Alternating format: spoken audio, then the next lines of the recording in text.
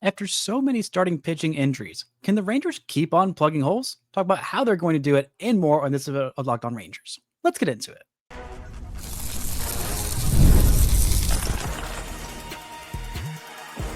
You are Locked On Rangers, your daily Texas Rangers podcast, part of the Locked On Podcast Network, your team every day.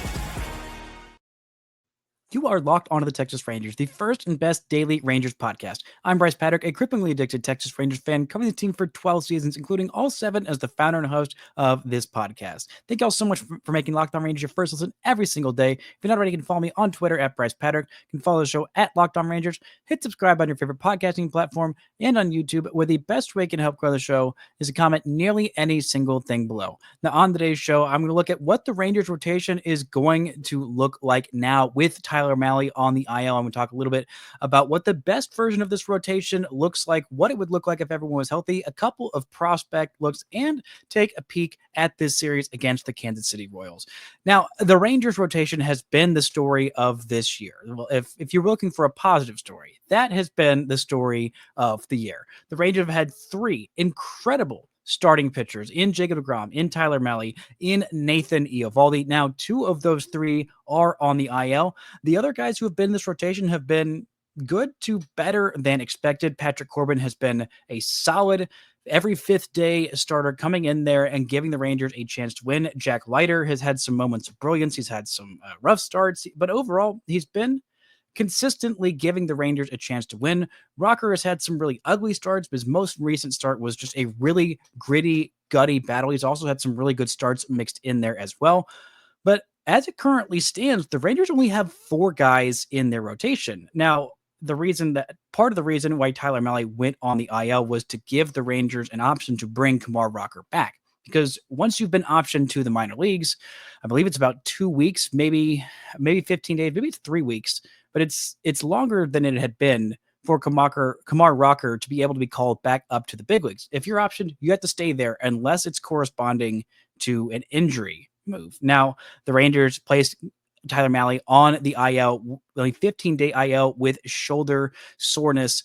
They're not exactly sure when he will be back. For me, I'm just kind of banking on after the All-Star break. That just kind of seems like with what this is and with some of the issues that he has had in his past. This is the reason he was shut down after coming back from Tommy John surgery last year after 3 starts and not looking good. The last few starts for Mahle have been a little rough. They haven't been quite as rough as the numbers indicate, including that start against Tampa Bay, where I think he looked a lot better than his final line. But the start against Minnesota was not great. He was really good against Toronto. He was, pretty good against the White Sox. He was pretty darn good against Houston in his 5th most recent start. But overall, the chips have started to crack in Tyler Mahle's brilliant season. He's gotten a little lucky. He's been very good. He's also gotten a little bit lucky. And so the Rangers want to get him some time, some downtime to get him fully healthy, fully back. And so they're not just bringing him back to pitch through an injury. And right now, even with Kumar Rocker called back up to the big leagues, which the Rangers didn't really want to do at this point, they wanted him to get some more time, some more seasoning in the minor leagues. There were some things he needed to work on. He showed he worked on those. He looked a lot better and did some of the things that I think the Rangers were asking him to do in his most recent start. But right now with Eovaldi, his timetable to return is kind of TBD at this point. It's the same thing for Mahle. The one who's only has a definite timetable return of these starting pitchers, because by the way, they've also got Jon Gray and Cody Bradford on the IL. So the Rangers have what, 8? Yeah, 8 guys that could fit into this rotation if everyone was healthy. But everyone is not healthy because that's not how pitchers go. The only one with a more definite timetable to return, at least according to the Rangers, we'll see if this actually ends up stacking up.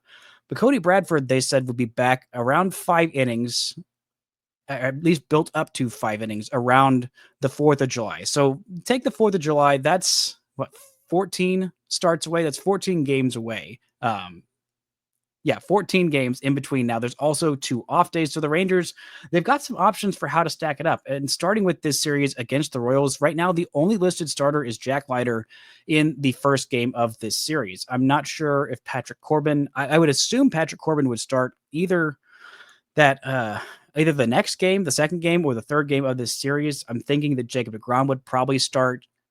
He could start on shorter or I guess normal rest, but he hasn't really started that many games on normal rest so far this year. Just 4 games on 4 days rest this year. He's had 7 games on 5 days rest, and then 3 starts on 6+ days rest. And you look at Jacob deGrom's numbers, a lot of this comes down to him because the Rangers have been a little more careful with deGrom in his starts as of late.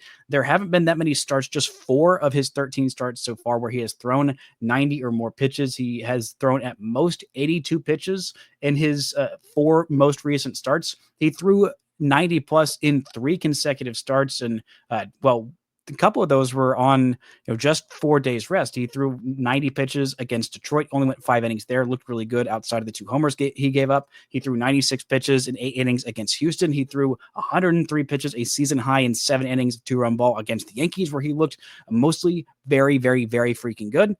But basically, since that start against Toronto, that's where things looked a little weird. I was surprised that he was able to make it through 5 and a third innings. He only needed 81 pitches, but he didn't strike out any, which is very weird for a Jacob deGrom start. Then he only struck out 4 in 6 innings work against St. Louis. Still just 1 run allowed there because the Rangers were pouring it on offensively in that game against St. Louis. Then 81 pitches through 7 innings against Washington. He looked absolutely fantastic. Just 82 pitches in 6 innings against the White Sox in that game. So I'm thinking that deGrom is probably going to go on at least 5 or 6 days rest from now, at least through the All-Star break. Maybe then they'll start ramping him up a little bit, but this is a lot more than the Rangers probably expected deGrom to be throwing. I mean, right now he's got 14 starts, 82 in a third innings. That's a lot more than I thought he'd have to this point in the season. And I think especially with Mahle and Evo both on the IL right now, they've got to be extra careful not to have deGrom too on the IL, because the rest of these starters, they've been pretty good. They've been better than anyone could have expected, especially Corbin. He has been significantly better than expected. Both Jack Leiter and Kumar Rocker, I said both of them are going to have some really rough starts in the big leagues this year. I'm not sure they're entirely ready, but they may be forced to be ready given the situation, especially once the Jon Gray injury happened and once the Cody Bradford injury happened. It's like, okay, well, you don't really have time to just sit and develop these guys in the minor leagues, especially when you're trying to win now. You just need every arm that you can get. And I think for right now, depending on when Eovaldi comes back, because that's going to change a lot of this. Once Eovaldi comes back, then you have 5 actual arms in your rotation. But it seems like he's not going to be back this week. He's going to be throwing a live bullpen, or he threw one yesterday or today or at some point.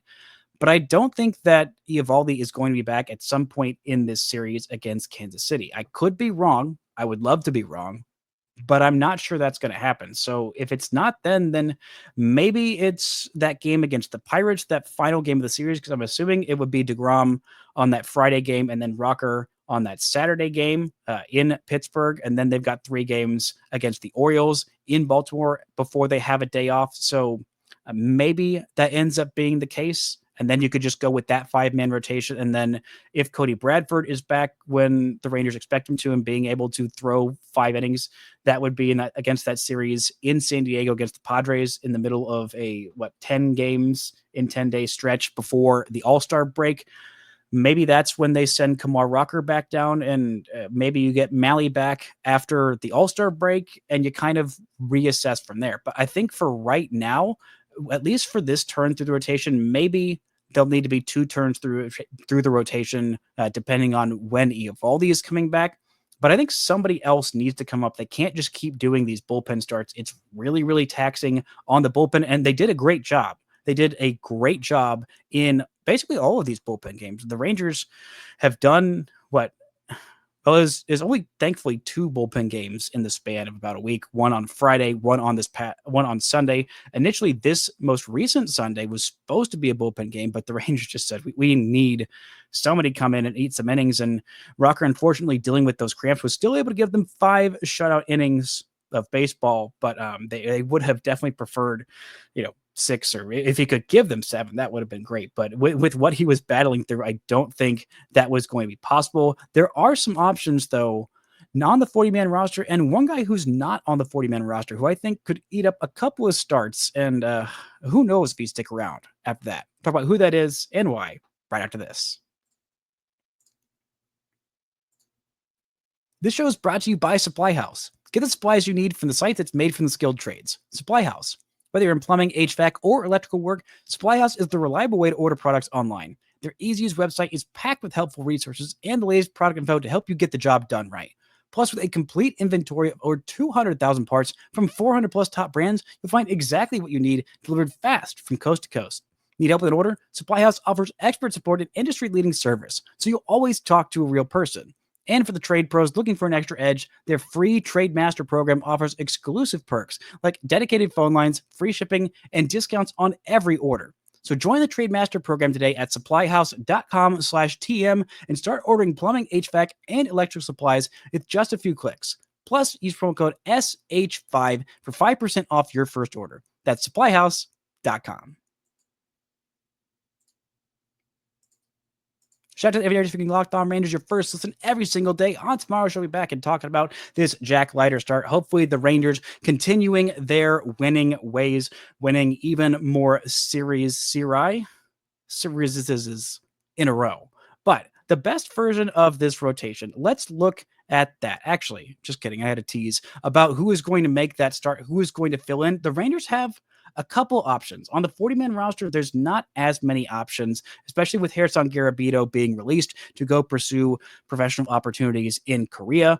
That is probably for the best. I mean, Garabito had some moments where he really helped save this Rangers squad, but for the most part, his innings just were not quality at the big league level. I think that Korea could be a good place for him to work on himself and maybe try and get himself back to the big leagues. But you look at guys on the 40-man roster that aren't at the big league level right now, there's not that many options. There's Emiliano Teodo down there. He hasn't pitched since June 1st. He is not listed on the IL. His most recent outing, he allowed 6 earned runs and I believe a third of an inning of work and has not pitched in 16 days. And I have heard nothing, just mildly concerned about that, only mildly. Winston Santos, he is dealing with a stress reaction in his lower back. He has been out for about a month. I think he's going to be out at least another month, maybe another 6 to 8 weeks. So that is not necessarily an option. The other guys down there, Jose Cornell, he still hasn't pitched yet this year. He has not pitched above AA, so I do not expect him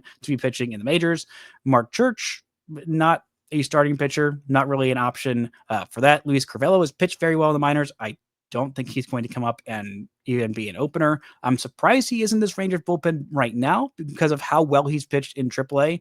But I think at some point in the season, we will see him in the big leagues. And then you have Cody Hoyer. That's the only other 40-man option for the Rangers right now. Now, Hoyer has pitched in the big leagues before in his big league career. He pitched an inning and a third, gave up 1 run, 1 hit, 1 strikeout in his 1 inning of work. He's been okay in the minor leagues, not particularly great. He could be a guy who I don't think the Rangers would feel too terribly lost if they end up dropping him off the 40-man roster to call somebody else up, whether that's a Craig Kimbrell, whether that's, I don't know. I really don't know that many other options outside of one. And with Gerson Garabito released, that leaves a 40-man roster spot for the Rangers to do something with. And I think the option right now that makes the most sense is Dane Dunning.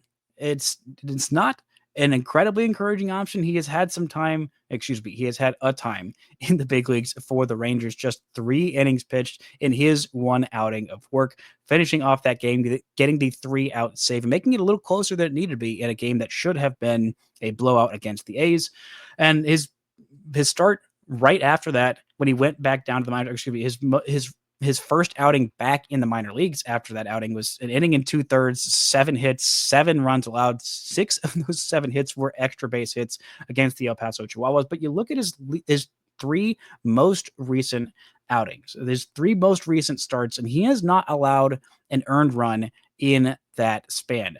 3 games for him in that span. Again, nary a run allowed in that span, and he's been pretty good. He went 6 innings of shutout baseball against the Reno Aces in Round Rock, 6 strikeouts for him there, just 1 hit 0 walks. The start before that, on the 25th of May, he went against the Charlotte Knights. At the Charlotte Knights, 6 strikeouts, 1 walk, 1 hit, no runs in 4 2/3 innings. Pretty darn economical there. And then his most recent outing was against the Salt Lake Bees. That was on the 8th, about a week ago, actually 9 days ago. I think the Rangers might be holding him out there. 2 walks, 3 strikeouts, 1 hit, no runs allowed in 3 innings of work, only threw 47 pitches in that game. Maybe the Rangers were pulling him a little bit early so that he could, maybe come up and be part of a bullpen bulk game. But I think the Rangers need somebody to make a start, maybe at least 1 trip through the rotation, possibly 2, depending on when Nathan Eovaldi comes back, or maybe even after. But if Rocker keeps having starts like this, then I don't think the Rangers will, need to keep some random kind of, not to diminish what Dane Dunning would be doing if he got called up, but a little bit of a kind of throw in, and not a, a guy who is factoring into the long-term plans at this point with how Dunning is pitched. He doesn't really, I think, factor into many long-term plans at this point. But looking at the best version of this rotation, if everybody's healthy right now, I think it would be Jacob deGrom. If you're starting a playoff series right now, I think your 4 starters would probably be Jacob deGrom, Nathan Eovaldi, Tyler Mahle, and then for the 4 starter, at this point, it's kind of a toss-up between Jack Leiter and Patrick Corbin. Actually, I think at this point, I might go Cody Bradford. If everybody was healthy, I think Bradford gives the Rangers a higher upside than either of those two at this point. Now, the best Jack Leiter start is maybe better than the best Cody Bradford start in the postseason. In the postseason, you need a little bit more swing and miss, a little bit more, stuff. Usually, guys with impeccable command, and even if they have great game planning like Cody Bradford does, he has elite game planning. He is a menace when it comes to that, one of the best in the business. But in a postseason series, maybe Bradford will be better served in kind of a multi-inning kind of reliever type of role, as kind of a different look. Say you throw Jack Leiter out there, he gives you 5-6 innings, and he gives you, 99 miles an hour from the right side with some crazy break on his stuff, and not a whole lot of pinpoint command. And then you throw out Cody Bradford right there. He's sitting 89. I mean, just the difference for hitters, I think, would be very, very effective. But I think we're going to see a big role for Cody Bradford whenever he comes back in this rotation. And I think he is going to be incredibly important. I mean, missing him for these 2 months, it is a big, big loss. I think possibly even bigger than Jon Gray, who had been very, very durable. One of the good things about Gray is that he had been durable. He had been, about a mid to back end rotation starter who had been fairly consistent for the Rangers in the last couple of years. And while he didn't have ever quite live up to that promise of the guy who was drafted 3rd overall, who had a .1 or something ERA in Oklahoma and in high school and looked just absolutely untouchable, he's been pretty good. And I think that he could be important to this Rangers bullpen whenever he comes back. If we're looking at just the Rangers options for rotation when healthy, I think right now it goes those 4. And then the number 5 starter is maybe Leiter. Then you go Patrick Corbin. Then you go Jon Gray. Then you go Kumar Rocker. And there's a lot of options if everybody gets healthy. And not everybody have to be healthy at the same time. You can occasionally piecemeal things together, but right now, below what the Rangers have right now, it feels like a miracle that deGrom has been the one that has been healthy at this point. And I think at some point in the season, there will be a 15-day IL stint for Jacob deGrom. Not because of anything, but he's just hasn't had this workload. Maybe he's dealing with something right now. I feel like there has been something that flared up. There was a little bit of a blister issue or something that he was pitching through, some thumb or some issue in that game against Toronto that he just was able to work through. The trainers had an extended mound visit in that first inning. And the fact that he was able to pitch through it and has continued to pitch, has not missed a start. They pushed a couple back a little bit. His most recent one, I think more was pushed back to kind of spread out the taxation on the bullpen. as opposed to just giving Jacob deGrom that one extra day of more rest. But they have gotten a lot out of Jacob deGrom. They've gotten a lot out of Tyler Mahle. They've gotten a lot out of Nathan Eovaldi. They've needed every single bit of it. And same with Patrick Corbin. They've needed all 12 of those starts from Corbin. They've needed all 66 and a third innings from Patrick Corbin, and they've needed what they've gotten from Jack Leiter and Kumar Rocker as well. And I think that this rotation can piecemeal it together. The offense, I think, is going to have to step it up and continue to step it up in this series against Kansas City, in this series against Pittsburgh. I don't think they'll have to score that many runs to keep down these two offensives that have been in a really, really bad way all season long. But they're going to have to step up at least a little bit. Maybe not 16 runs a game, but hopefully just a little bit more than they did against Chicago. Coming up, we're going to talk a little bit about this series against the Royals, how badly the Royals are struggling, and a couple of guys in the low minors that you definitely need to start keeping an eye on right after this. This show is brought to you by OpenPhone. If you're running a business and you know that every missed call is money left on the table, think about the last time you had a service emergency, like a pipe burst. If the first plumber didn't answer, did you wait? No, you called the next one. That's why having a reliable business line is so important. And that's why you need OpenLine. OpenPhone. OpenPhone is the #1 business phone system that helps you streamline and scale customer communications, all from an app on your phone or computer. Your whole team can share one number and respond to customers like a shared inbox. No more, who's handling this? And the AI agent handles after-hours calls, answers common questions, and captures leads, so I never miss a customer again. OpenPhone is offering Locked On Rangers listeners 20% off your first 6 months at openphone.com/lockedonmlb. That's openphone.com/lockedonmlb. And if you have existing numbers with another service, OpenPhone will port them over at no extra charge. OpenPhone. No missed calls, no missed customers. Shout out to the everydayers picking Locked On Rangers your first listen every single day after every single game.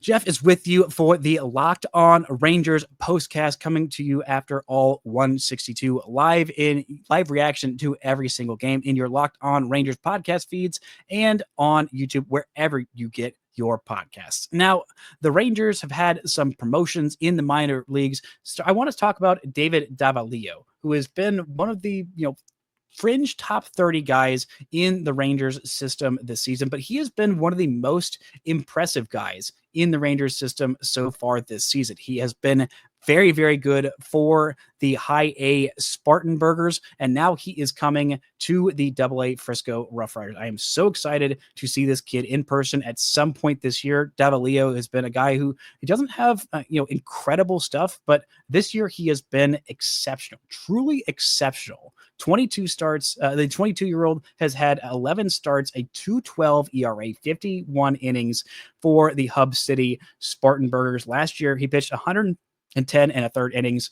between high A and low A as a 21-year-old. Still, he was a little bit younger for the league this year, around league average, 22 years old at high A. That's kind of about league average. But last year, he pitched 110 innings. He had over a strikeout per inning. He had around 3 or 2.5 walks per 9, just 0.2 homers per 9 for him last year. And that trend has continued. He has had fewer than 2 walks per 9 this year, 12 Ks per 9, a 2.12 ERA. And it was sub 2 until his most recent start. It's kind of funny. His most recent start was actually his worst start. Not a great start. I believe it was around 6 runs or so in fewer than 2 innings pitched, but that was his only bad start this season. He has been very, very good. I am excited to see him. He pitches a little bit better than his stuff. He's got a nasty, nasty splitter.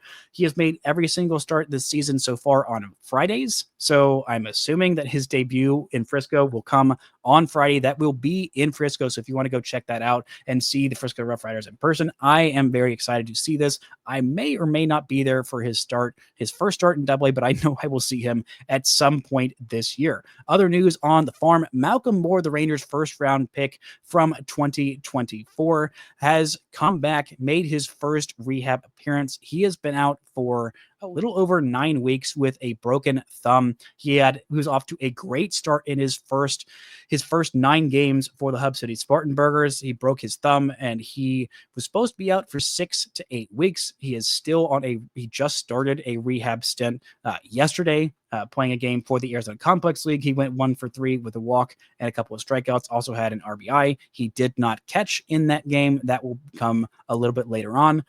But it was incredibly frustrating to see another one of the guys who are in the Rangers' top 10 prospects, who, by the way, since we're talking about prospects, the Rangers had a couple of graduations from their prospect list. No longer are Jack Leiter or Kumar Rocker prospects. Never again. They have lost prospect status. They are still rookies, but they have cleared rookie eligibility. This will be their last year with any rookie eligibility.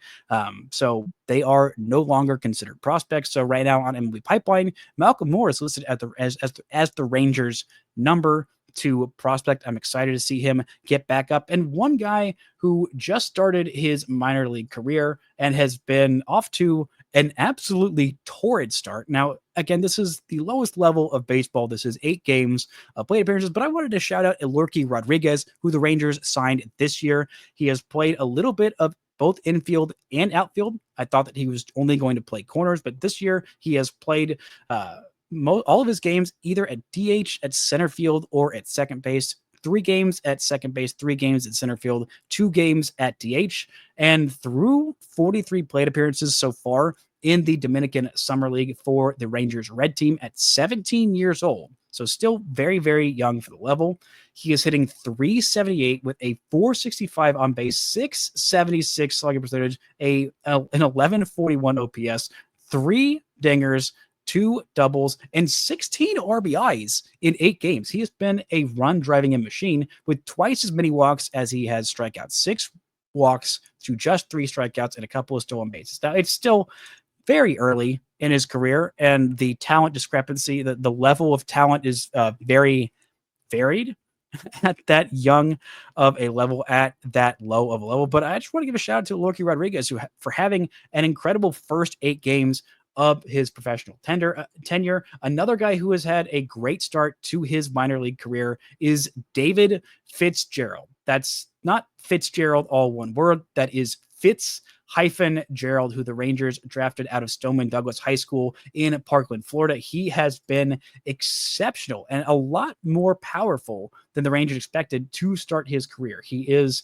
a shortstop playing in the rookie league. He's 19 years old, won't turn 20 until August of this year. It's funny because MLB Pipeline has his power listed as a 40 grade on the 20 to 80 scale. They have his hit tool listed as a 50 grade on the 20 to 80 scale, and he has been obliterating baseballs in the Arizona Complex League. He had a little bit of an issue that started that slowed his season. I believe it was a bit of a leg issue, hamstring issue, early season hamstring issue that kept him from starting his season until more recently. But he's played 30 games so far. He's got a .929 OPS, 6 home runs, 15 walks to 15 strikeouts, 5 stolen bases, 6 doubles. He has just been an extra base hit machine in the Arizona Complex League, and I have been very, very encouraged by what I've been hearing and reading about Devin Fitzgerald, who was the Rangers' 5th round draft pick in the most recent draft.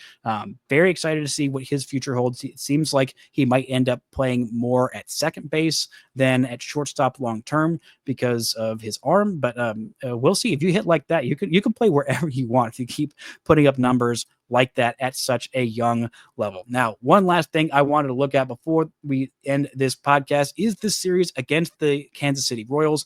They are on a 6-game losing streak, have just gotten swept in their 2 most recent series, one against the A's, one against the Yankees, and they have lost 8 out of their last 9 games. They have been in a really, really rough way. I mean, the early points in May, this looked like a playoff team. They were several games above 500. The month of May was not kind to them, and they are a little bit the team that I expected them to be. I mean, they're at 3-10 in the month of June. They were 15-13 in May, 14-13 in April. But I kind of expected them to be about this team, a team that has really, really good pitching. Even the pitching has been better than I expected, and I expected it to be really darn good. But the offense is just, it's not good.